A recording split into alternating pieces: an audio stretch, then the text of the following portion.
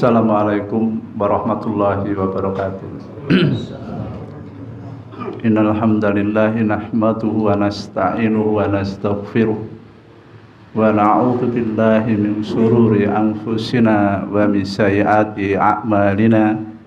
May yahdihillahu fala mudilla lahu wa may yudlil fala hadiya lahu. Asyhadu an la ilaha illallah wahdahu la syarika lahu wa ashhadu anna Muhammadan abduhu wa rasuluh.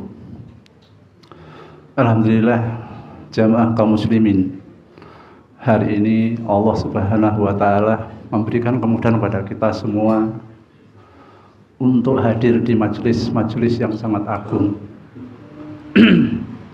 di majelis yang sangat mulia ini, yang dimana Allah Subhanahu wa taala memerintahkan para malaikat untuk mencari majelis dzikir, yaitu majelis ilmu yang di dalamnya dikenalkan tentang jalan-jalan menuju Allah, dipahamkan tentang Al-Quran dan hadis-hadis Rasulullah sallallahu alaihi wasallam. Jamaah kaum muslimin yang dirahmati oleh Allah Subhanahu wa taala, ini adalah merupakan salah satu nikmat, dan kita berharap kepada Allah Subhanahu wa taala agar kita senantiasa dimudahkan untuk menempuh jalan-jalan yang pernah ditempuh oleh para sahabat-sahabat Nabi, yaitu bermajelis. Dan kemudian kita memohon kepada Allah Subhanahu wa taala agar hati ini tetap senantiasa diteguhkan di atas agama Allah, dikuatkan dan berdiri di atas tauhid, dan kemudian dimudahkan kita untuk meniti jalan-jalan sunnah Rasulullah sallallahu alaihi wasallam, termasuk di antara sunnah-sunnah yang sangat mulia. Dan alhamdulillah kaum muslimin, hari ini seperti biasa Ustadz Ayub sudah datang, dan kita berharap agar beliau senantiasa di dalam kondisi sehat walafiat untuk senantiasa membimbing kita semua untuk bisa memahami tentang agama-agama yang hak, pemahaman yang benar, pemahaman yang lurus di tengah carut marutnya pola tingkah cara berpikir manusia umat Islam yang penuh dengan subhat. Semua itu bisa diuraikan, semua itu bisa menjadi terang benderang kecuali dengan bermajelis. Pada orang-orang yang Allah mudahkan di dalam memahami agama, yaitu dengan guru-guru yang Allah berikan hidayah kepadanya dan faqih terhadap agamanya. Oleh karena itu kaum muslimin, marilah kita semua niatkan semata-mata karena Allah Subhanahu wa taala, karena ini adalah ibadah yang mulia, ibadah yang Allah tinggikan orang-orangnya dan amalannya. Oleh karena itu, waktu dan tempat kami persilahkan. Assalamualaikum warahmatullahi wabarakatuh.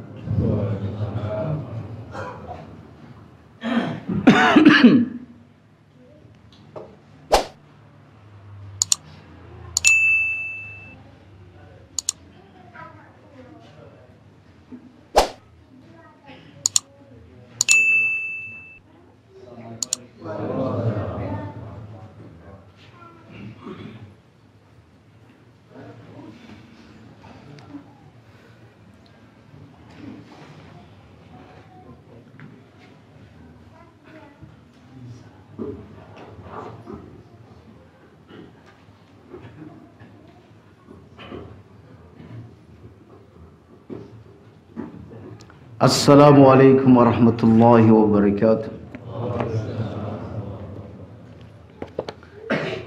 Innal hamdalillah nahmaduhu wa nasta'inuhu wa nastaghfiruh wa na'udzu billahi min shururi anfusina wa min sayyiati a'malina. May yahdihillahu fala mudilla lahu wa may yudlil fala hadiya lahu. Asyhadu an la ilaha illallah wahdahu la syarika lah wa asyhadu anna Muhammadan abduhu wa rasuluhu, amma ba'd.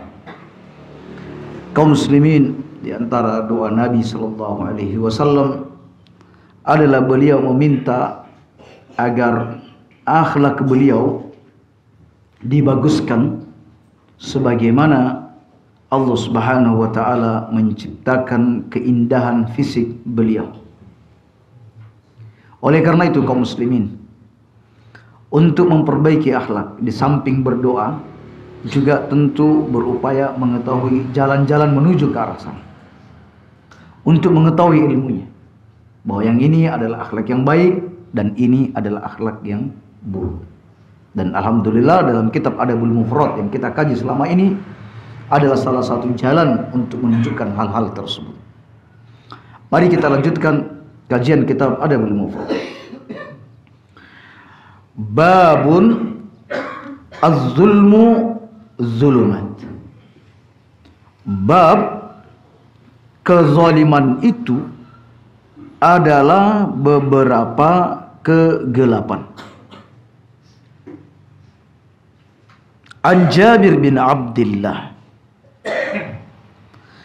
qala Rasulullah sallallahu alaihi wasallam ittaquz zulma fa inna zulma zulumatun yaumal qiyamah. Takutlah kalian pada kezaliman, karena kezaliman itu adalah kegelapan-kegelapan pada hari kiamat. Wattaqus suhha, dan takut jugalah terhadap sikap kikir. Fa inna suhha ahlaka man kana qablakum, karena kikir itulah yang telah membinasakan orang-orang sebelum kalian.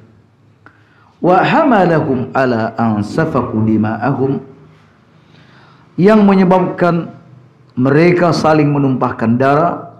Wastahallau maharimahum, dan menghalalkan yang diharamkan atas mereka. Hadis ini kaum muslimin, hadis sahih, diriwayatkan oleh Imam Muslim. Kita berbicara tentang kezaliman pagi ini. Zalim itu adalah menempatkan sesuatu tidak pada tempatnya. Zalim ini adalah kebalikan dari adil. Zalim kaum muslimin terbagi menjadi dua. Ada zalim terhadap diri sendiri, ada juga zalim kepada sang pencipta, atau zalim kepada orang lain. Zalim kepada sang pencipta dan zalim kepada orang lain. Zalim kepada diri sendiri sama dengan zalim kepada pencipta. Puncak daripada kezaliman terhadap diri sendiri adalah syirik. Itu puncaknya kezaliman terhadap diri sendiri adalah syirik. Kenapa syirik itu ada di puncak kezaliman? Karena kaum muslimin, orang yang musyrik itu, orang yang melakukan kesyirikan itu, dia menjadikan makhluk ada dalam posisi ketuhanan. Ya. Menjadikan makhluk ada dalam posisi ketuhanan, ada dalam posisi Tuhan. Dan zalim itu adalah menempatkan sesuatu tidak pada tempatnya. Bagaimana bisa ia menempatkan makhluk, ya, ada pada sisi atau pada posisi ketuhanan? Bagaimana bisa ini terjadi? Dia diciptakan, lalu kemudian dia diangkat menjadi pencipta. Dia dicipta, diangkat menjadi sebagai pencipta atau sebagai Tuhan. Begitu juga kaum muslimin, ketika orang melakukan kemaksiatan-kemaksiatan, perbuatan-perbuatan yang melanggar syariat, berarti ia zalim terhadap dirinya sendiri. Kenapa dia zalim terhadap dirinya sendiri? Karena tempat yang benar bagi dia sebagai seorang hamba adalah menjalankan ketaatan-ketaatan kepada Tuhannya, bukan justru melakukan pelanggaran. Oleh karena itu, ketika Nabi Adam dan istrinya makan dari buah yang terlarang, ya, dan Allah mengeluarkannya dari surga, Nabi Adam atau doanya Ya, keduanya berdoa, Rabbana zalamna anfusana. Ya Allah, kami telah berbuat zalim terhadap diri kami sendiri. Ya, zalim terhadap diri sendiri. Di mana Allah Subhanahu wa taala ya menghalalkan ia memakan apa saja yang ada di dalam surga, hanya satu saja yang ia tidak boleh dekati dan tidak boleh memakannya, tetapi itu pun dilanggar oleh Nabi Adam. Berarti ini zalim. Ini zalim. Ya, baik. Kemudian kaum muslimin, zalim yang kedua adalah zalim pada orang lain. Zalim pada orang lain tidak lepas dari tiga hal. Apakah itu terkait dengan kehormatan seseorang, hartanya, atau darahnya. Dan yang menjadi pembahasan kita pagi ini adalah zalim kepada siapa? Kepada makhluk. Jadi yang dimaksudkan hadis ini, yang menjadi pembahasan kita di sini adalah zalim kepada makhluk. Kaum muslimin, bertakwalah kepada Allah, alias takutlah kepada Allah dari perbuatan zalim ini, menzalimi orang lain. Apakah zalim pada hartanya, apakah zalim pada kehormatannya, atau zalim terhadap darahnya. Nabi SAW di khutbah Arafah, beliau sudah mewanti-wanti kita dari hal itu. Beliau bersabda, inna dima'akum wa amwalakum haramun alaikum ka hurmati yaumikum hadha fi syahrikum hadha wa fi baladikum hadha.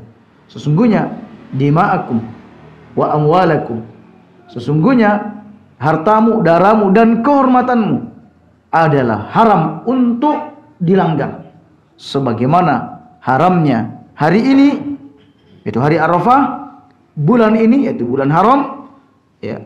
Kemudian negeri ini, yaitu Makkah. Baik, Ibnu Abbas pernah duduk di sekitar Ka'bah, lalu menatap Ka'bah dalam-dalam, dan ia berkata, wahai Ka'bah, engkau memiliki keagungan dan kehormatan, tetapi keagungan dan kehormatan muslim jauh lebih besar daripada keagungan dan kehormatan. Ya, jadi kaum muslimin, hati-hati dengan darah, hati-hati dengan harta, dan hati-hati dengan kehormatan seorang muslim. Baik, apa akibat dari kezaliman itu kaum muslimin? Zulumatun yaumal qiyamah. Dia adalah kegelapan pada hari kiamat. Kaum muslimin, kita sudah sama tahu bahwa di saat kita hendak menyeberangi as-sirat, ya, hendak melintas di as-sirat. As-sirat ini adalah jembatan yang ada di atas punggung api neraka.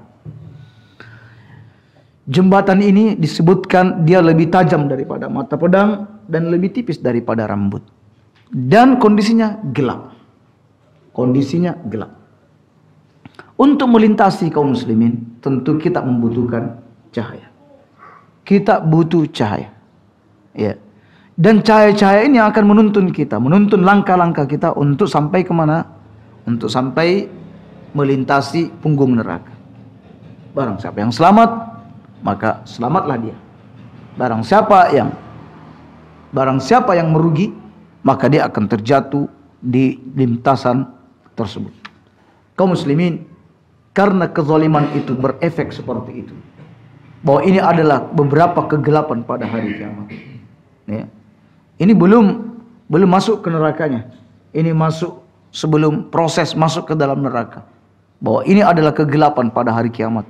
Maka hendaklah masing-masing kita untuk menghindari kezaliman. Senyampang kita masih hidup kaum muslimin, minta dihalalkan. Minta dihalalkan. Apalagi yang sudah sakit-sakitan. Yang sudah sakit-sakitan, kalau dia merasa bahwa dia punya kezaliman terhadap orang lain dan dia ingin minta dihalalkan, dan tubuh atau fisik tidak memungkinkan sampai ke rumah orang yang kita zalimi, maka tulis wasiat.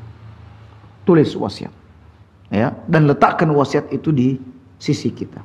Disebutkan dalam hadis yang sahih bahwa tidak hak alias tidak benar seorang muslim melalui 2 malam tanpa ada wasiat yang tertulis di sisinya, padahal semestinya ada wasiat yang harus dia tulis.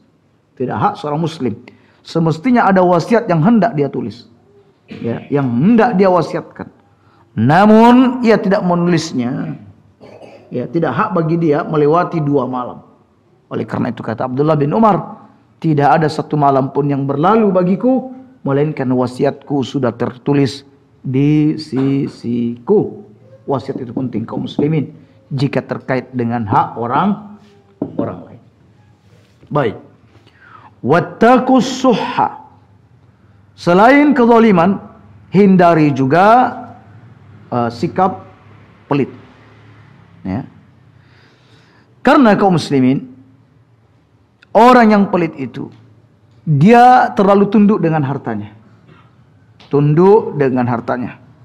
Dan orang yang pelit tidak peduli dengan sumber harta yang didapatkan. Apakah itu halal ataukah harta itu haram. Ya. Kaum muslimin, orang pelit ini akan membahayakan diri sendiri, bahkan juga membahayakan orang lain.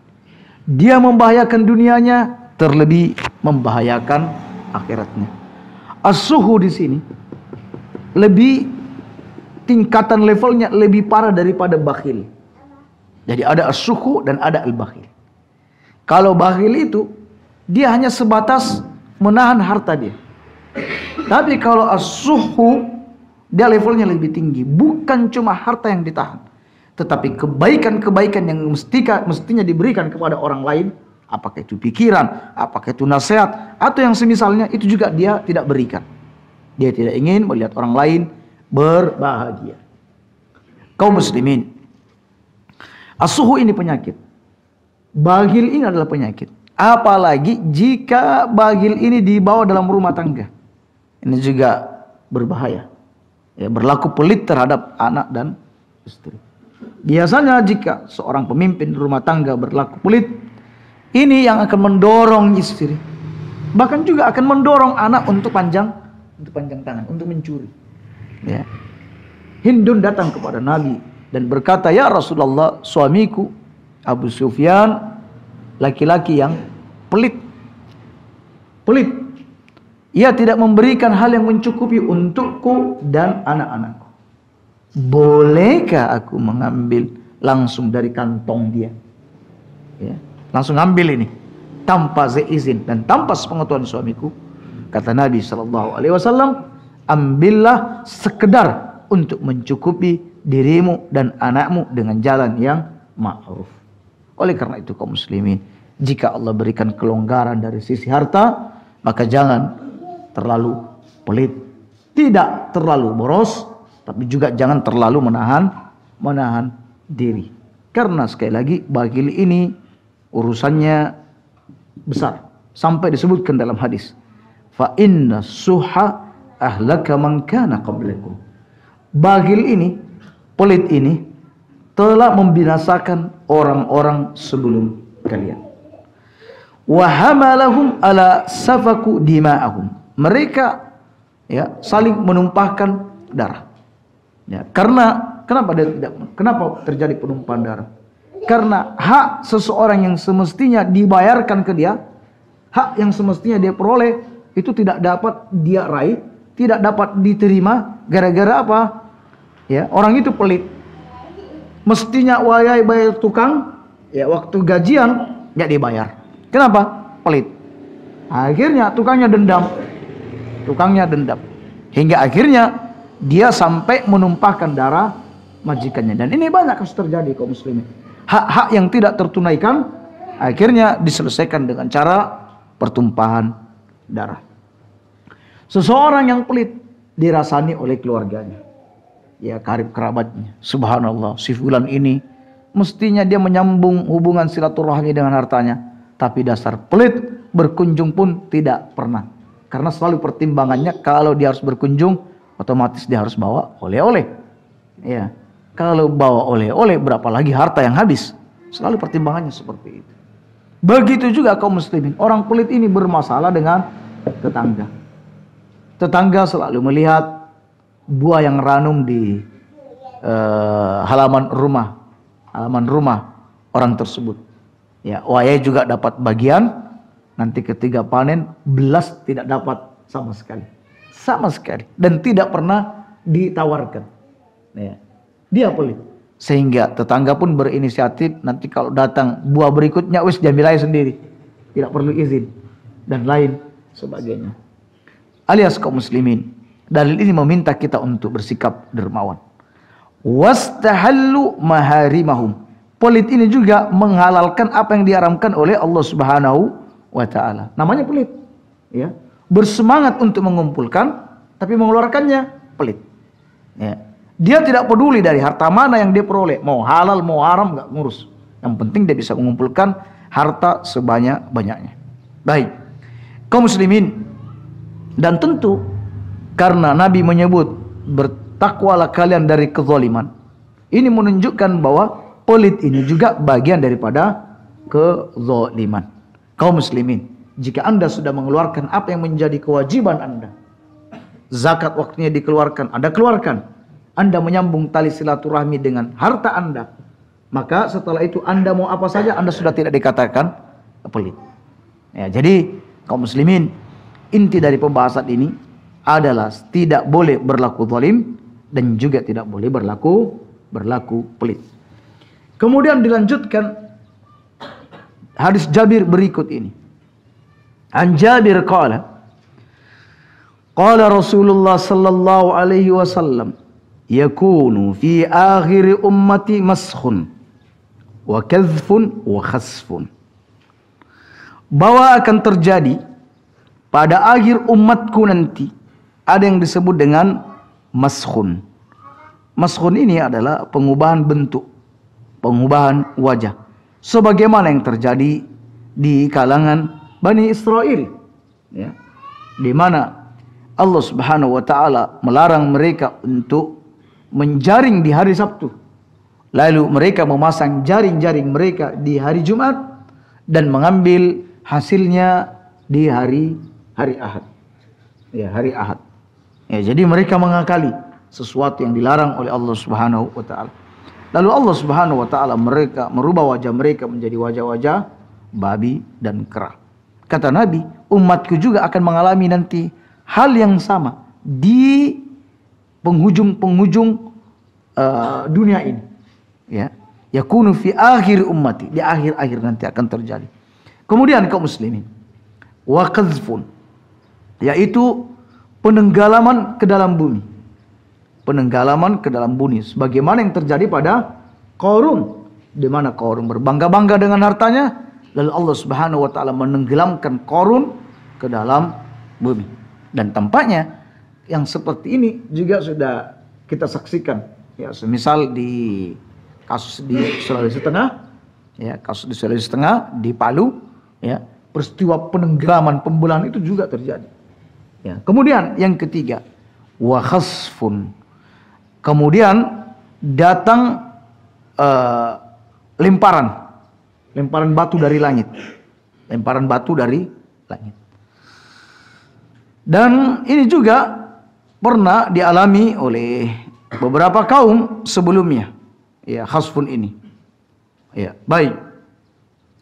Kemudian kaum muslimin, disebutkan di dalam hadis dari Ibnu Umar, qala Nabi sallallahu alaihi wasallam, ya, ketika ditanya bahwa ini akan terjadi tiga peristiwa ini, yaitu peristiwa pengalian bentuk wajah, penenggelaman, kemudian dilemparkannya batu dari langit. Ini ditanyakan kepada Rasulullah, ya Rasulullah, kapan itu terjadi? Nabi menjawab, idza dhaharal qiyan wal ma'azif wasuribatil khumur. Ketika bermunculan para penyanyi-penyanyi, bermunculan musik-musik, dan khamar diminum, dan khamar-khamar itu diminum. Baik, kaum muslimin, ini semuanya Semuanya adalah bagian daripada kezaliman. Dan kata Nabi, wa yubda'u bi ahlil madzalim, bencana-bencana itu pertama kali akan ditimpakan kepada para pelaku kezaliman. Bencana-bencana itu akan ditimpakan pertama kepada pelaku-pelaku kezaliman. Hadis ini tidak sahih. Hadis ini tidak sahih. Tetapi dari jalur-jalur yang lain adalah sahih. Seperti yang kita sebutkan tadi, hadis hasan yang diriwayatkan oleh Abdullah bin Umar, yaitu kapan hal itu terjadi ya Rasulullah, yaitu ketika zina bermunculan, musik juga bermunculan, kemudian minuman khamar itu itu menjadi minuman orang-orang. Nah, kaum muslimin dan pelaku kezaliman itu lebih dikedepankan. Walaupun semua ini adalah kezaliman. Orang minum khamar, zalim pada diri dia sendiri. Orang bermain musik, zalim pada diri dia sendiri. Dan juga mungkin menzalimi orang lain. Orang lain menjadi terbuai dengan lagu dia dan alunan-alunan musik dia. Betapa banyak orang yang lupa daratan, lupa dengan Robnya. Bahkan hadis-hadis tentang musik semua dimentahkan. Gara-gara apa? Sudah mabuk musik. Ya, gara-gara dia sudah mabuk dengan musik ini. Semua hadis-hadis yang berbicara tentang musik, tentang alat musik, walaupun itu diriwayatkan oleh Bukhari, sudah tidak dianggap. Sudah tidak dianggap. Bahkan perkataan-perkataan syadz, ya, alias ada perkataan segelintir ulama yang menyelisih pendapat-pendapat mayoritas, bahkan hampir menjadi ijma. Ada 1-2 ulama itu selalu diangkat sebagai dalil. Karena apa? Itu sesuai dengan selera dia. Amat sesuai dengan selera dia. Sehingga ketika berbicara musik, menurut Imam Al-Ghazali, ya, menurut imam ini hadisnya tidak sahih, kata Ibnu Hazm. Ya, cuma itu aja. Adapun ulama-ulama yang datang membolehkan, ya, rujukannya ke imam itu lagi. Ya. Dia tidak pernah memandang bagaimana pendapat Imam Syafi'i, bagaimana pendapat Imam Malik, bagaimana menurut Imam Al-Bukhari, bagaimana ulama, bagaimana hadis-hadisnya, nggak peduli sudah. Karena tidak mengikuti hawa nafsu. Ya. Berhati-hatilah kaum muslimin. Ya. Jadi hadis ini dinyatakan sebagai dhaif, tetapi ada jalur lain yang membincangkan hadis ini, dan hadis ini adalah sahih. Ya. Baik, kaum muslimin. Nabi SAW bersabda, "Az-zulmu zulumatun yaumal qiyamah." Az-zulmu zulumatun yaumal qiyamah. Kezaliman itu adalah kegelapan pada hari kiamat. Ini terulang lagi, dan ini sudah kita bahas. Alhamdulillah. Hadis berikutnya. An Abi Sa'id an Rasulillah sallallahu alaihi wasallam, "Idza khalasal mu'minuna minan nar." Apabila orang mukmin sudah lepas dari as-sirat, dari neraka, sudah lepas, alhamdulillah, selamat dia. Hubisu bi qantarah bainal jannati wan nar. Dia masih ditahan di qantarah, masih ditahan lagi di satu jembatan antara surga dengan neraka. Berarti ini sudah lepas, ya, sudah lepas. Ada lagi satu jembatan yang belum dia lepas. Dia ditahan di situ. Fayataqassuna ma zalima bainahum fid dunya. Lalu mereka yang sudah lolos, ya, dari as-sirat, dan semua sudah terkumpul di kantara, mereka saling mengkisos, saling nuntut atas kezaliman yang terjadi di antara mereka. Subhanallah. Ternyata calon penduduk surga juga saling menuntut. Nah, saling menuntut. Ini sudah lolos ini dari neraka, mau masuk surga. Ya. Gak bisa masuk dulu. Saling tuntut dulu. Ya. Yang ini menuntut yang ini menuntut. Dan insyaallah kaum muslimin, kezaliman mereka yang lakukan ini tidaklah banyak. Kezaliman ini kecil. Ya, tetapi bagaimanapun ini harus dituntaskan. kezaliman yang mereka lakukan sesama penduduk surga ini bukan kezaliman yang menghabiskan pahala, bukan. Kezaliman yang bisa bisa mendapatkan dosa dari orang yang dihadapi. Tidak. Tetapi kezaliman ini kezaliman yang kecil. Namun bagaimanapun syarat untuk masuk surga tidak ada kezaliman. Ya, jadi sesama penghuni surga saling menzalimi. Jadi kalau kita ditakdirkan, semoga Allah menakdirkan demikian, kita masuk surga, kita masih ditahan, saling tuntut menuntut. Ya, saling tuntut menuntut. Dalam hadis yang lain disebutkan, pada hari kiamat Allah berfirman, Anal Malik, Anad Dayyan. Saya adalah Malik dan saya adalah Dayyan. Dayyan adalah pemutus perkara. Wala yanbaghi li ahadin min ahlin nar ayadkhulan nar. Tidak patut penduduk neraka atau calon penduduk neraka masuk ke dalam neraka sementara walau inda ahadin min ahlil jannati, sehingga dan dia memiliki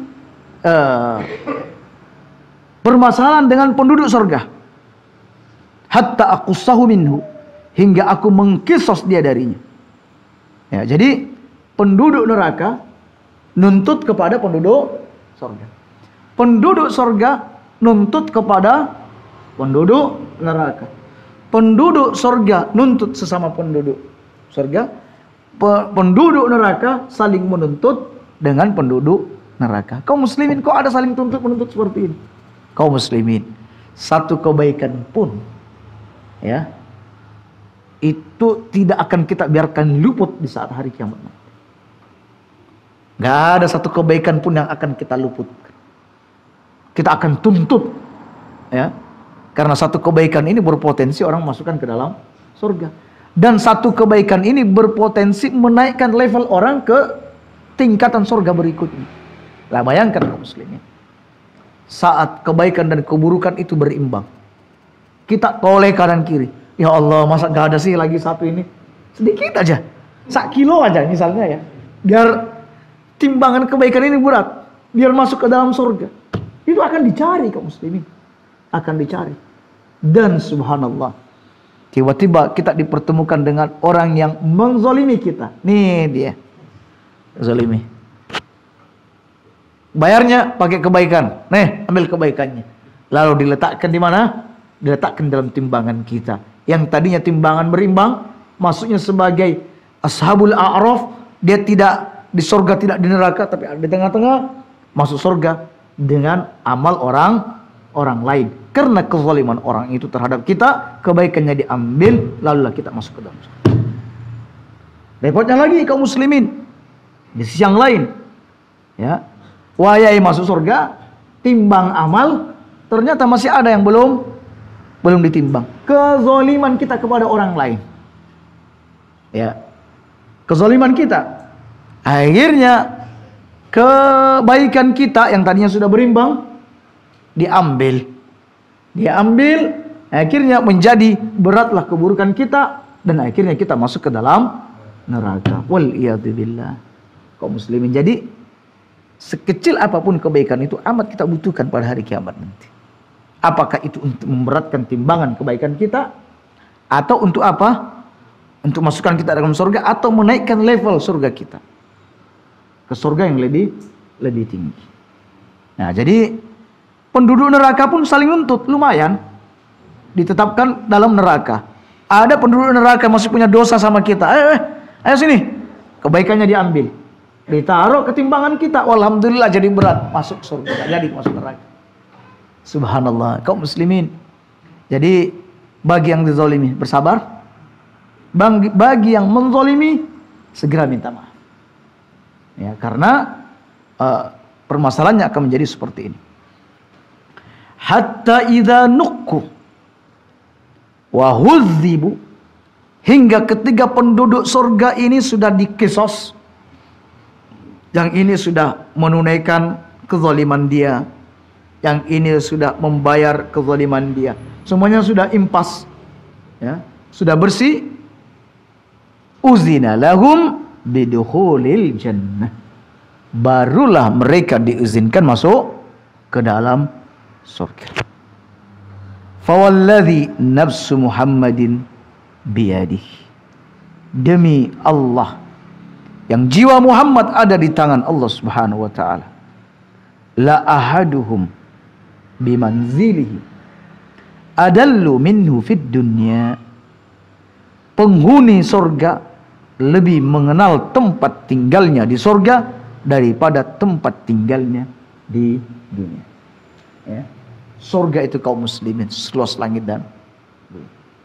Diperuntukkan untuk siapa? Untuk orang yang bertakwa. Luas sekali, seluas ya langit dan bumi. Tidak usah bingung. Kalau di dunia saja ini masih sering kesasar, ya nggak usah lah. Di provinsi Jawa Timur ini masih sering kesasar, nggak usah jauh-jauh. Di Kabupaten Banyuwangi ini masih sering kesasar, ya. Dibawa sama apa namanya itu, menggunakan patokan Google itu ya, masih sering kesasar. Di dunia. Yang luasnya cuma segitu. Lalu bagaimana dengan surga yang seluas langit dan bumi? Seluas langit dan bumi, apa nggak kesasar, Ustaz? Kata Nabi, tidak usah khawatir, demi Allah, kalian lebih mengenal kedudukan kalian di surga. Ya. Penghuni surga lebih mengenal tempat tinggalnya dibanding kita ini terhadap dunia dan tempat tinggal kita ini. Bahkan kaum muslimin, pemilik amalan khusus itu baru masuk sudah dipanggil oleh pintu surga yang hendak dia masuki. Ya. Disebutkan dalam hadis yang sahih, ada orang yang dipanggil melalui pintu salat. Ada orang dipanggil melalui pintu jihad. Ada orang dipanggil melalui pintu sedekah. Ada orang dipanggil melalui pintu puasa. Dan berapa pintu-pintu yang lain. Jadi kita belum nyari-nyari, pintunya sudah manggil-manggil. Ya, sudah manggil, sudah kenal. Ya, subhanallah kaum muslimin. Ini kenikmatan. Jadi kita ini lebih mengenal tempat tinggal kita di surga daripada tempat tinggal kita di dunia ini. Nah, baik. Jadi hindari kezaliman kaum muslimin, kezaliman pada siapapun. Ingat, kepada siapapun, bahkan kepada orang kafir pun. Karena disebutkan dalam hadis, penduduk surga tidak bisa masuk surga kecuali ia sudah menuntaskan persoalannya dengan penduduk neraka. Sebaliknya, penduduk neraka tidak masuk neraka ketika ia sudah menuntaskan persoalannya dengan penduduk surga. Penduduk surga dengan penduduk surga, penduduk neraka dengan penduduk neraka. Artinya apa? Allah tidak menyukai kezaliman kepada siapapun kezaliman itu kita tujukan. Ya. Kalau kepada calon penghuni neraka saja tidak boleh, apalagi kepada calon penghuni surga. Kalau kepada pelaku maksiat saja kita tidak boleh zalim, ya, berarti berlaku zalim kepada orang-orang soleh lebih tidak diperbolehkan lagi. Baik, hadis berikutnya. An Abi Hurairah anin Nabi sallallahu alaihi wasallam qala iyyakum wadh-dhulma fa inna adh-dhulma dhulumatun yaumal qiyamah. Jauhilah berlaku zalim, karena zalim itu adalah kegelapan pada hari kiamat nanti. Ya, termasuk kepada istri kaum muslimin tidak boleh zalim. Kepada anak tidak boleh zalim. Jangan mentang-mentang kita ini orang tua, ya, berlaku semena-mena terhadap anak kita. Tak boleh zalim. Ya. Berlaku tidak adil kepada anak adalah zalim. Seorang pernah datang kepada Nabi dan berkata, "Ya Rasulullah, persaksikan ya Rasulullah, ini anak saya mau hibahkan sesuatu, mau hibahkan kebun atau budak." Kata Nabi, "Kau punya anak yang lain?" "Punya." "Kau memberikan yang sama?" "Enggak." Kata Nabi, "Cari orang lain yang memberikan kesaksian tersebut." Alias Nabi tidak mau memberikan kesaksian untuk kezaliman seperti ini. Nabi tidak mau. Ya, jadi kezaliman bisa terjadi di mana saja. Ya. Kalau dalam urusan rumah tangga ini bisa saja banyak kezaliman terjadi kepada istri. Baik.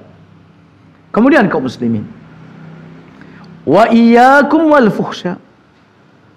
Jauhi omong-omong kotor. Jauhi perkataan-perkataan keji. Ya, sebab orang keji itu kaum muslimin, dia tidak pernah mengenal ucapan yang baik, serta ia tidak pernah menyenangkan saudaranya.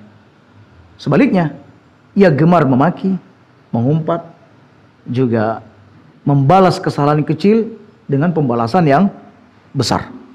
Nah, itu bagi pelaku kekejian. Kata Nabi, jauhilah perbuatan keji. Fa innallaha la yuhibbul fahisha wal mutafahish. Karena sesungguhnya Allah itu tidak suka pada perbuatan keji dan omongan-omongan yang keji.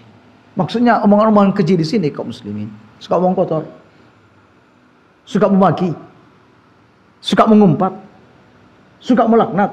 Ada masalah sedikit, keluar omongan yang tidak baik. Ada masalah sedikit, meninggikan suara sambil mencaci dan memaki. Ini penyakit kaum muslimin. Bisa ada pada suami, bisa ada pada istri, dan juga bisa pada anak. Perlu berlatih untuk tidak berlaku keji. Perlu berlatih untuk selalu meninggalkan hal-hal tersebut. Kemudian Nabi bersabda, wa iyyakum wasyuh. Hati-hati dengan perbuatan bakhil, perbuatan pelit. Fa innahu da'a man kana qablakum.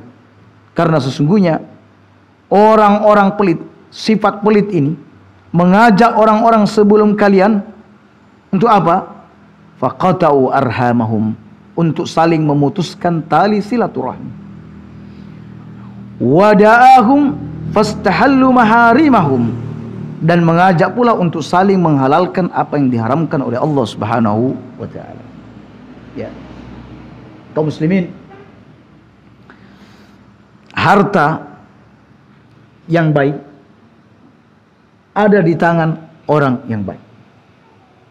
Kalau harta itu ada di tangan orang soleh, Masya Allah kaum muslimin, banyak orang akan merasakan kemanfaatan dari harta tersebut. Ada bangunan masjid, entah sumbangan, keluar. Ada bantuan anak yatim piatu, keluar. Ada ini, keluar. Tetapi kalau orang pelit kaum muslimin, dia menyusahkan dirinya dan menyusahkan orang di sekitar. Bahkan di sini disebutkan, orang pelit itu akan mengantarkan, memutuskan tali silaturahmi. Ya, ini resiko daripada orang pelit. Rahim dia terputus. Mestinya gaji dia bisalah dibagi untuk ibu yang sedang dalam kondisi ekonominya lemah, tidak dilakukan. Bisalah harta dia digunakan untuk membantu saudara yang juga butuh bantuan, juga tidak diberikan. Lama-lama saudaranya merasa kesal dengan saudaranya. Si fulan ini sebenarnya banyak harta, tapi tidak pernah membantu. Akhirnya hubungan silaturahim terputus. Ya, baik kaum muslimin, ini sudah kita bahas juga. Dan hadis setelahnya juga sudah kita bahas berulang-ulang. Dan hadis yang terakhir, An Abi Duha, kata Abu Duha, ijtama'a Masruq wa Sutair bin Sakl fil masjid. Pernah dua tabi'in, dan mereka adalah tokoh, itu berkumpul di satu masjid. Namanya Masruq dan satunya bernama Sutair. Sutair. Ya. Fataqawwada ilaihima hilaqul masjid. Lalu orang-orang di sekitar masjid atau orang-orang yang ada di dalam masjid yang membuat halaqah-halaqah kecil tahu dengan adanya dua tokoh ini, maka mereka segera berkumpul mengelilingi tokoh tersebut. Untuk apa? Untuk mendapatkan faedah, untuk mendapatkan ilmu dari mereka. Ya, ini lihatlah bagaimana antusiasnya orang-orang terdahulu. Padahal mereka ini orang-orang yang masih dekat dengan masa kenabian. Ya. Istilahnya sumber itu masih jernih. Ya. Dan mereka kaum muslimin begitu antusias untuk mendapatkan ilmu. Ya, luar biasa. Ya. Sampai mereka semua berkumpul karena tahu ada orang alim datang ke kampung mereka. melihat orang-orang yang sudah berkumpul demikian banyak. Kata Masruq, dan kedua-duanya ini adalah murid Abdullah bin Mas'ud. Kata Masruq, la ara haula'i yajtami'una ilaina illa liyastami'u minna khairan. Menurutku, wahai Sutair, orang-orang berkumpul di sekitar kita dengan jumlah yang banyak seperti ini, mereka tidak lain menginginkan kebaikan dari kita. Mereka ingin mendengarkan kebaikan dari kita, alias ingin mendengar ilmu. Fa imma an tuhaddisa an Abdillah fa usaddiquk ana wa imma an uhaddisa an Abdillah fa tusaddiquni. Kata Masruq, ya Sutair, saya kasih dua opsi kepadamu. Opsi yang pertama, kau sampaikan hadis yang pernah kau dengar dari guru kita Abdullah bin Mas'ud. Lalu nanti saya yang memberikan dukungan alias membenarkan ucapan tersebut. Jadi sampaikan saja sebuah hadis, nanti saya bilang, oh ya betul, Abdullah bin Mas'ud menyampaikan hal tersebut. Atau opsi yang kedua, saya yang menyampaikan, sampaian yang mengiyakan. Piye? Kata Sutair, ya sudah, hadis ya Aba Aisyah. Monggo, sampaian ya Aba Aisyah. Sampaian saja yang menyampaikannya. Oh baik kalau begitu. Nah, ini diantara sarana-sarana ilmu kaum muslimin. Sarana dalam menyampaikan ilmu. Kata Masruq, Masruq ini kalau diterjemahkan orang yang kecurian. Orang yang kecurian. Ya, boleh jadi ketika dia dikecil, yang kami dengar kabar, kecil dia dicuri orang, lalu dikembalikan lagi. Makanya namanya Masruq. Qala hal sami'ta Abdullah yaqul, apakah engkau pernah mendengar Abdullah bin Mas'ud berkata sebagai berikut, al-ainan yaznian, kedua mata ini berzina, war-rajulan yaznian, kedua kaki ini berzina, wal farju yusaddiq dzalika aw yukadzibuh, kemaluanlah yang membenarkan itu atau yang mendustakan itu. Faqala na'am, ya betul, saya pernah mendengar Abdullah bin Mas'ud berkata demikian. Kaum muslimin, Nabi SAW bersabda bahwa orang mau tidak mau dia akan mendapatkan bagian dari zina, ya, alias tidak lepas dari yang namanya zina, ya. Orang sudah ditetapkan bahwa dia ada bagian dari zina, ya, zina.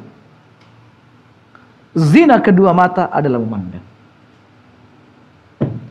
Zina kedua kaki, ya, juga ada. Dia berjalan menuju ke tempat-tempat yang tidak baik. Zina kedua tangan juga sama. Ya, bisa dalam bentuk memegang, meraba, bahkan kalau zaman sekarang sudah bertambah dengan apa? Dengan tulisan. Ya, tulisan. Zina mulut juga sama, berbicara hal-hal yang tidak baik. Ya, semua itu kaum muslimin yang mengarah kepada lawan jenis, yang tidak dibenarkan oleh syariat, itu disebut dengan zina. Terkadang kita berjalan, kita menghindari semuanya. Berjalan, mata yang tidak lolos, ya, kena. Lalu terbetik di hati, oh Masya Allah, cantik betul si fulana, misalnya. Berarti sudah tertulis, itu bagian daripada zina. Karena zina itu adalah memandang. Tetapi kaum muslimin, nanti benar-benar dikatakan sebagai zina hakikat. Jadi hakikat zina yang sebenarnya nanti adalah ketika kemaluan membenarkan atau mendustakan. Jika ia betul-betul berzina, ya, mengikuti kemauan pandangan mata, mengikuti kemauan tangan, mengikuti, dia berzina, berarti itulah berzina yang sejati. Jika kemaluannya mendustakan, alias dia tidak mewujudkannya dalam perbuatan yang nyata karena ada keimanan di hati, maka dia tidak masuk dalam kategori zina yang hakiki. Ya, baik. Oleh karena itu kaum muslimin, orang ketika berwudu, ya, berwudu lalu dia mengusap wajahnya, maka dosa-dosa yang ada di mata, yang ada di mulut ikut berguguran mengikuti bergugurnya air wudu. Nah, makanya Umar kadang senyum-senyum kalau wudu. Tuan, mengapa Anda senyum-senyum? Katanya, subhanallah, saya mengingat bahwa orang itu ketika berwudu, basuh wajah, dosa-dosa yang di wajah rontok berguguran. Tangan rontok berguguran. Yang di kaki dosa juga rontok berguguran. Nah, oleh karena itu jangan malas-malas berwudu. Ada orang cuma berwudu 1 kali sampai 5 sholat. Padahal dosanya numpuk dalam 1 hari itu. Ya, bahkan antara duhur ke asar juga numpuk. Yang berwudu kaum muslimin. Wudu. Baik. Dan ini sabda Nabi. Orang tidak bisa lepas dari ini, dari ketentuan zina. Ya, baik. Yang kedua, fahal sami'ta Abdullah yaqul, apakah engkau pernah mendengar Abdullah berkata, itu Abdullah bin Mas'ud, tentang ayat Al-Quran yang paling mencakup tentang persoalan halal dan haram, mencakup perintah dan larangan. Ya, jadi ayat yang paling mencakup dari semuanya terkait dengan masalah halal, masalah haram, perintah dan larangan, melainkan ayat ini, yaitu innallaha ya'muru bil adli wal ihsan wa ita'idil qurba. Sesungguhnya Allah memerintahkan untuk berlaku adil. Oh, ini sudah ayat ini paling luas maknanya. Berlaku adil. Berarti kalau berlaku adil, dia harus adil kepada sang pencipta, juga adil kepada makhluk. Dia tidak boleh zalim kepada pencipta, dia juga tidak boleh zalim kepada makhluk. Berarti dia harus mentauhidkan Allah dan tidak boleh menyekutukan Allah Subhanahu wa taala. Dia harus mengamalkan aturan-aturan syariat. Sebab ketika dia bermaksiat, melanggar aturan syariat, berarti dia tidak berlaku adil. Wal ihsan, hendaklah kalian berlaku baik. Ihsan kepada Allah, berlaku baik juga kepada makhluk. Baik. Wa ita'idil qurba. Ya. Kemudian memberi kepada kaum kerabat. Memberi kepada kaum kerabat. Jadi ini ayat kaum muslimin. Kandungannya begitu luas. Ya, terkait dengan masalah apa? Halal haram, perintah dan larangan. Oleh karena itu kadang khotib di penghujung khutbahnya itu membaca ini. Innallaha ya'murukum bil adli wal ihsan wa ita'idil qurba dan seterusnya. Apakah saat berkhutbah Jumat harus ditutup dengan ayat itu? Tidak ada keharusan, bahkan tidak ada dalil yang mengharuskan demikian. Nah, ini kadang ada orang mau khutbah Jumat sungkan untuk khutbah karena nggak hafal ayat itu. Ya. Kadang Jumatan itu batal kaum muslimin. Khotib tidak ada, penggantinya juga tidak ada. Ada yang baru-baru juga nanya kepada kami, nggak ada semua. Jamaah disuruh maju. Mungkin ada di antara jamaah yang bisa khutbah Jumat, nggak ada yang mau maju. Terus bagaimana? Jumatan Ustaz. Salat duhur Ustaz. Bukan Jumatan, jadi salat duhur karena nggak ada khotib. La haula wala quwwata illa billah. Padahal ya kaum muslimin, bisa saja untuk khutbah Jumat itu syaratnya tidak berat. Ya, sederhana. 1, Anda naik, ya, ucap Assalamualaikum warahmatullahi wabarakatuh. Setelah itu duduklah. Duduk. Biarkan azan dikumandangkan. Nah, ini kita anggap semua yang ada di sini sebagai khotib cadangan ya. Makanya ada pelatihan ini, pelatihan untuk menjadi khotib. Kita anggap sekarang antum semua adalah khotib cadangan. Jadi Assalamualaikum warahmatullahi wabarakatuh. Ya, kalau ada serah terima tongkat, ya kalau Anda punya nyali nggak usah diterima. Kalau punya nyali, lewatkan saja. Tapi kalau nerima nggak jadi soal. Sebenarnya Nabi pun ketika beliau berkhutbah, beliau memegang tongkat atau selain tongkat. Kadang memegang apa saja yang bisa dipegang, tombak atau pedang atau tongkat. Itu aslinya. Cuma kata ulama, setelah Nabi dibuatkan mimbar, tidak diketahui lagi apakah Nabi memegang tongkat setelah mimbar jadi.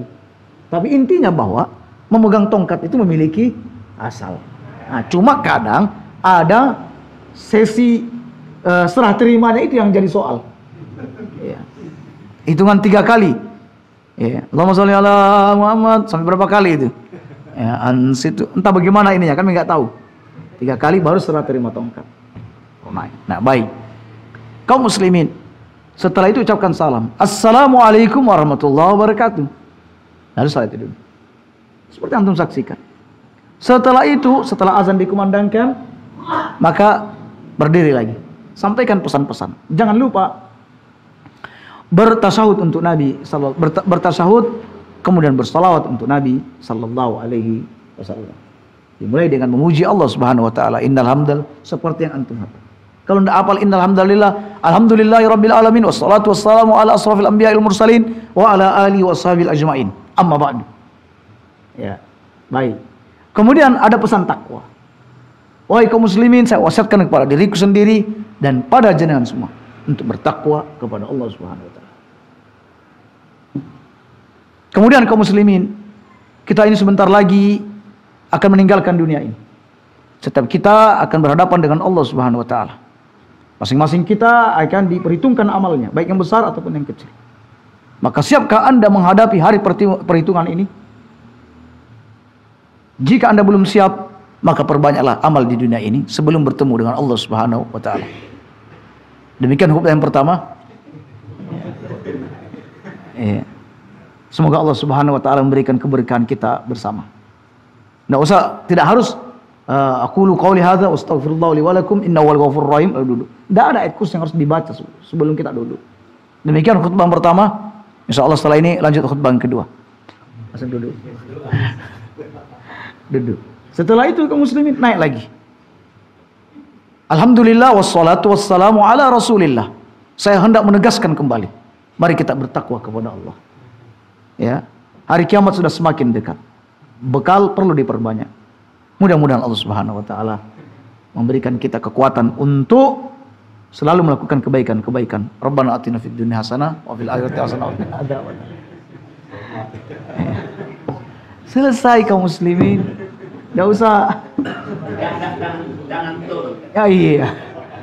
Enggak usah hitung waktu yang terlalu lama. Jadi semua kita ini bisa berkhutbah apa lagi? Enggak usah ini. Ya. Yang penting ada pesan-pesan kebaikan. Ya. Yang penting ada pesan-pesan kebaikan. Adapun urutan-urutan harus baca ayat ini, harus doa ini, harus ini, tidak ada kaum muslimin. Ya. Tidak ada. Ya. Jadi sesederhana itu sebenarnya. Ya, sederhana itu. Cuma perlu ya mentalnya saja. Mentalnya saja. Itu yang perlu diasah. Ya, ini mental. Nah, baik, kita lanjut. Qala fahal sami'ta Abdullah yaqul, apakah engkau pernah mendengar Abdullah bin Mas'ud berkata, ma fil Quran, tidak ada ayat dalam Al-Quran, ayatun, satu ayat, asra'u farajan min qaulihi ta'ala, ya, satu ayat yang paling cepat memberikan solusi, ya, dari kesulitan.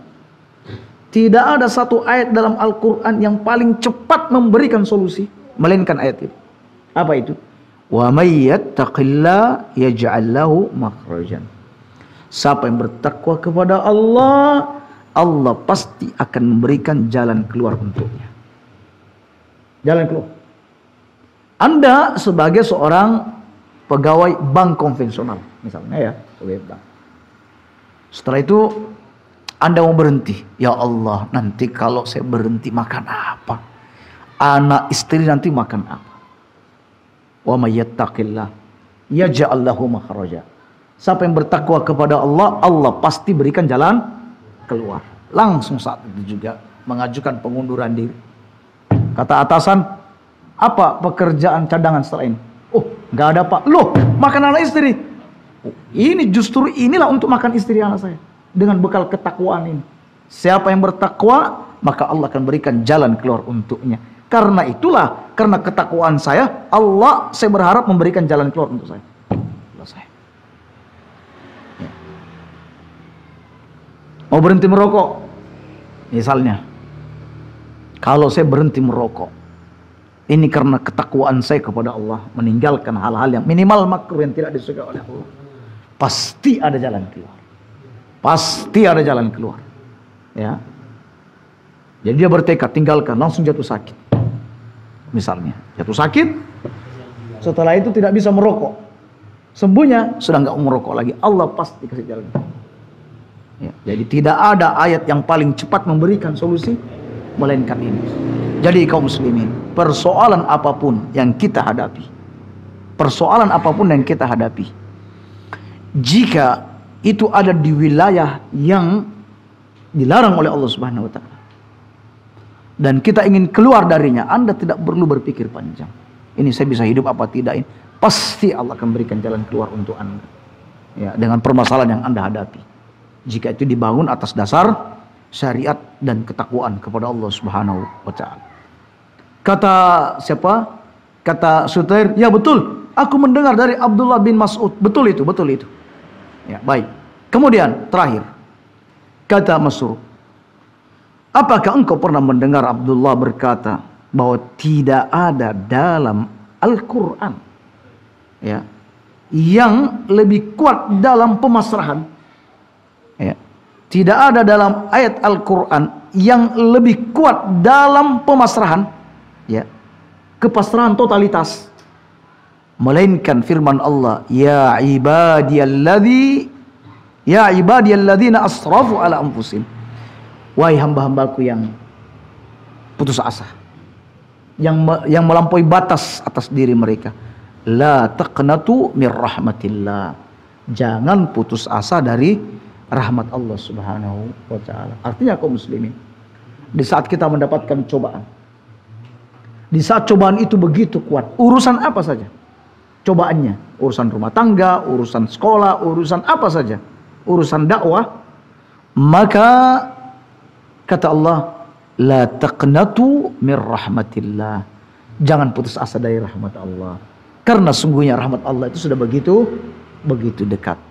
Nah, ini adalah ayat penyandaran kepada Allah yang amat kuat.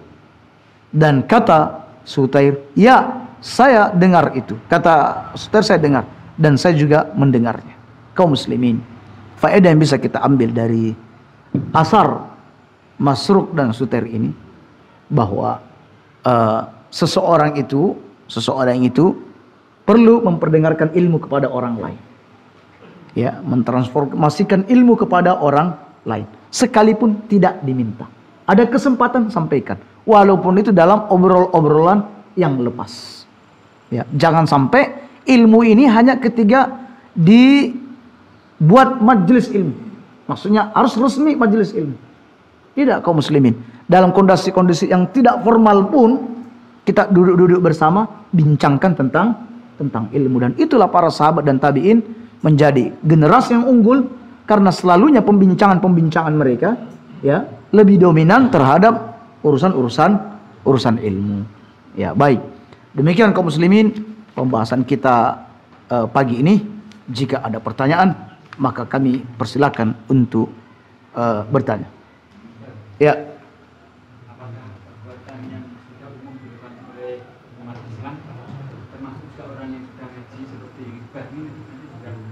Ada tuntutan dari yang dihibai.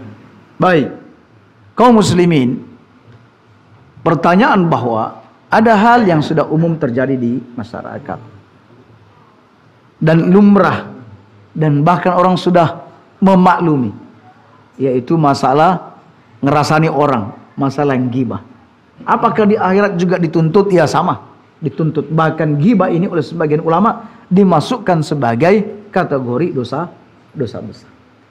Nabi pernah begitu marah kepada istrinya Aisyah, karena Aisyah berkata dan memberikan penilaian kepada istri beliau sallallahu alaihi wasallam yang lain, yaitu Zainab.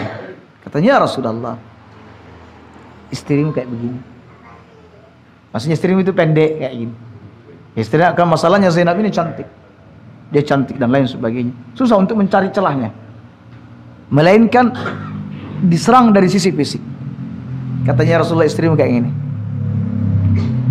Mendengar itu Nabi begitu marah dan berkata, "Ya Aisyah, seandainya ucapan gibahmu ini dituangkan ke lautan, maka lautan ini akan berubah karena ucapanmu itu. Lautan ini menjadi najis airnya karena ucapanmu itu." Alias berubah warna, bau dan rasanya gara-gara ucapan tersebut.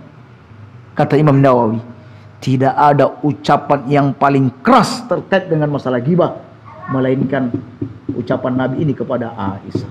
Lihat, Aisyah wanita soleh juga mendapat teguran Nabi yang keras terkait dengan masalah ghibah.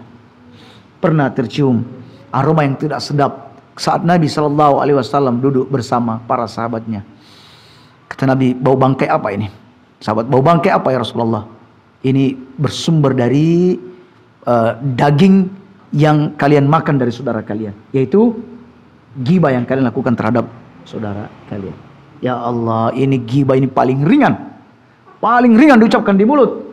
Hampir-hampir tidak ada orang bisa lepas dari ghibah kecuali siapa yang dikehendaki dan dirahmati oleh Allah Subhanahu wa taala. Lalu bagaimana cara bertobat dari ghibah? Cara tobatnya kaum muslimin, kalau ghibah kita ini tidak sampai ke dia, tidak sampai ya, sampai tidak menjatuhkan kehormatannya, maka mohonkan ampun orang itu kepada Allah Subhanahu wa taala. Ya Allah, ampuni si fulan, saya sudah pernah menggibahinya. Ya Allah, ampuni si fulan, saya pernah menggibah. Yang kedua, perbanyak amal-amal kebaikan. Ya, sebab nanti kalau tuntut menuntut, kalau amal sudah banyak, ya alhamdulillah, cuma sebagian yang pergi dan masih tersisa sebagian yang lain. Sebagian ulama bilang tidak. Kafarat ghibah ini adalah dia harus datang kepada orang yang digibahi, minta maaf. Assalamualaikum, waalaikumsalam. Pak, jalur sempuro. Loh, maksudnya apa? Saya pernah gibahi sampean. Apa temanya? Pak, begini. Oh, marah besar dia. Oh, jadi selama ini sampean sama siapa saja yang kamu gibahi saya? Pak itu, Pak ini. Oh, jadi marah dia.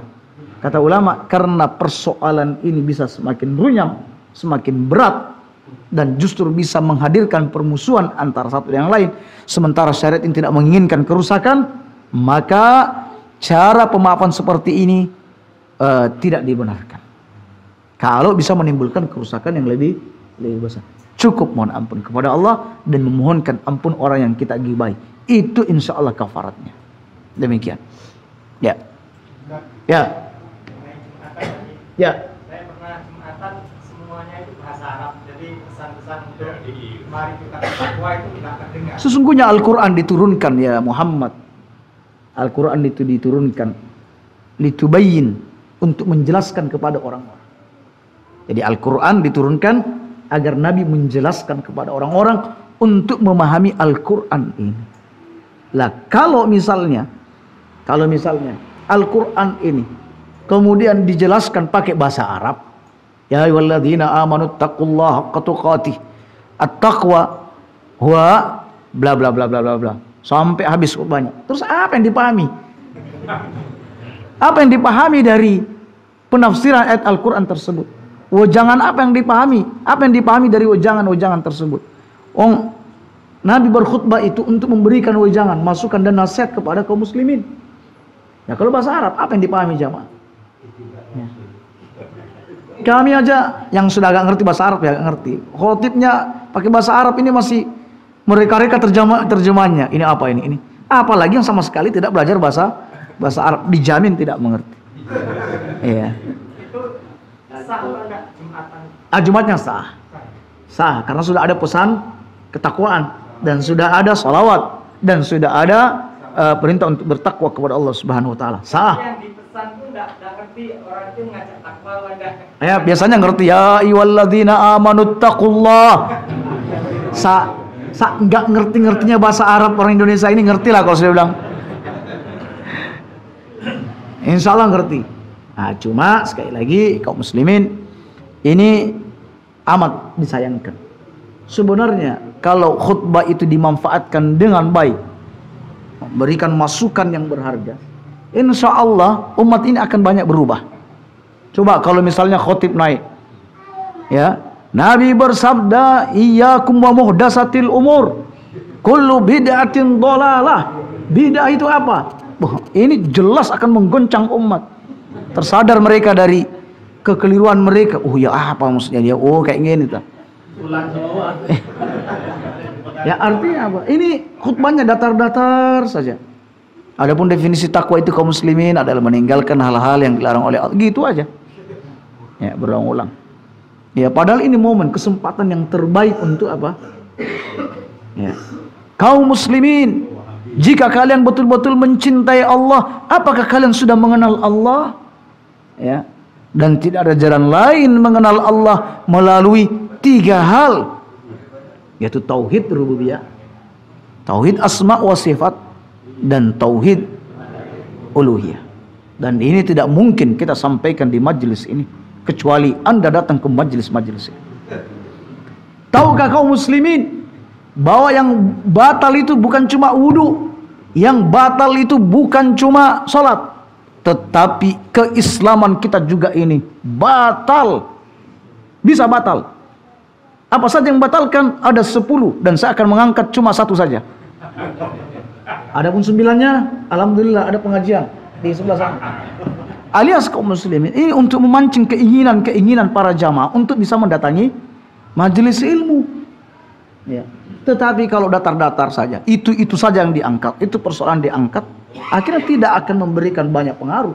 Hanya dianggap sebagai rutinitas semata. Datang, duduk, diselingi dengan tidur, pulang. Datang, duduk, diselingi tidur, pulang. Tiap Jumat kayak ngono. Ya, berarti ini tanggung jawab takmir sebenarnya, subhanallah. Nah, seperti itu. Jadi demikian khutbahnya, insyaallah. Pertanyaan berikutnya. Ya. Jika sudah tidak ada lagi, baik, kita cukupkan sampai di situ. Ya. Kita masih punya tugas yang panjang untuk menghatamkan kitab Adabul Mufrad. Artinya kaum muslimin, jika kitab Adabul Mufrad ini tuntas, berarti insyaallah banyak adab-adab, etika-etika Islam yang sudah kita kenal, insya Allah. Walaupun sudah belajar tapi lupa, itu sudah jauh lebih mending dibanding yang tidak pernah mendengar sama sekali. Dan bacaan-bacaan ini kaum muslimin, apa yang kami baca, apa yang jenengan dengar, mungkin 2-3 hari, 2-3 bulan, atau 2-3 tahun mungkin belum terpakai. Mungkin nanti setelah itu mulai teringat dengan pengajian-pengajian yang pernah kita dengar. Ya, para peneliti mengatakan bahwa apa yang kita baca hari ini mungkin 10 tahun akan teringat kembali. Akan teringat kembali. Ya, oh iya, ini kayaknya pernah disinggung dulu ini. Oh iya, pernah kayaknya. Ya, dibanding orang yang tidak pernah mendapatkan informasi sama sekali. Ya, nggak ada informasi sama sekali masuk. Jadi tidak ada kata, oh, paling jawabannya masa sih? Jadi lain pertanyaan dia. Kalau tidak pernah belajar, ada hal yang baru yang sesuai sunnah, masa kayak ngono, pasti wahabiki. Nah, beda. Dibanding orang yang pernah belajar, oh iya, memang pernah saya dengar seperti ini. Oh iya. Jadi begitu tanda tanya dia. Berbeda dengan orang yang tidak pernah menuntut ilmu. Dan teruslah menuntut ilmu, jangan pernah bosan menuntut ilmu, teruslah beristiqomah. Kita menginginkan mati dalam kondisi kita ini istiqomah. Itulah rahasianya kaum muslimin. Fala tamutunna illa wa antum, jangan mati kecuali dalam keadaan muslim.